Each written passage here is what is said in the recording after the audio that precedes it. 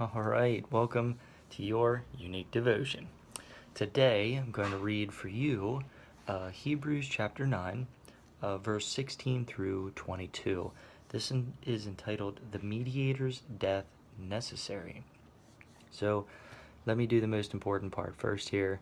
Start getting awake and start here in verse 16.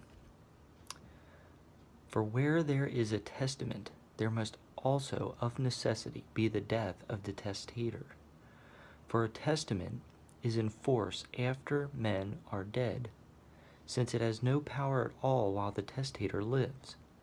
Therefore, not even the first covenant was dedicated without blood.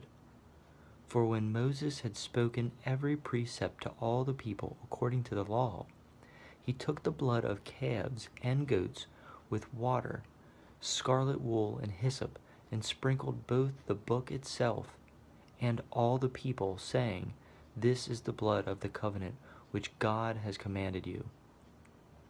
Then likewise he sprinkled with blood both the tabernacle and all the vessels of the ministry. And according to the law, almost all things were purified with blood, and without shedding of blood there is no remission. So, in the Old Testament, under the Old Covenant, they're taught that there needs to be sacrifice, there needs to be the shedding of blood, and the sprinkling over everyone and everything in order to be purified. Jesus then becomes the new covenant, a new way of doing things, if you will. And here there is a sacrifice himself, the shedding of blood, and a sprinkling over everyone one time, once and for all, as a sacrifice. And how we can accept that sprinkling is by asking him into our hearts and asking him to be a part of our lives and help us to be less sinful, if not no sin. If not no sin. I mean, that's the ultimate goal, but let's be honest, I have not met anyone that has quite done that yet. Although I'm sure there are some that are very close. So out of that comes the question. Go figure, I have another one. What rituals or habits do you have every single day? They had rituals and habits that they did, and it was time for a new habit, a new change, a new covenant.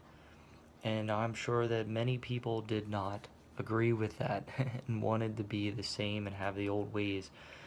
But there are some that were accepting of a new way of doing things, that the old way was just not working as well as it probably should have, and they knew it in their hearts, so they were willing to accept Jesus into their heart, accept that God wants to communicate with them. So then for you and for me today, just kind of going through the day and looking for rituals, brushing your teeth, taking a shower, eating at certain times, maybe bad rituals or habits that you have, like biting your nails or tapping all the time, or like having to put things in place at a particular spot all the time. Good rituals, bad rituals, certain time that you get up every day, certain time that you go to bed every day. Is there a certain TV show that you have to sit down to watch every day? That's a habit, that's a ritual. And ask this question also. As you're looking for those things, as you go through the day, change or no change? Is it time for a new covenant? Is it time for a new change in your life to change up the time of when you do things? Maybe you should stop watching that TV show and do something different, even if it's just for a week. Break that ritual, break that habit. Do you have what you would consider a bad habit, like biting your nails or tapping or doing something kind of different, kind of weird maybe? Is it time for a new change?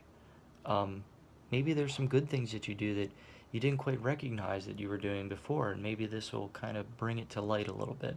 So What rituals or habits do you have today? Look for that and ask yourself, is it time for change or no change? On that note, I hope that God gives you all the blessings you deserve, even more so the blessings you don't deserve. Have a wonderful day. I'll see you tomorrow, and don't boggle your mind with this one. Just try to have some fun with it. Have a good one.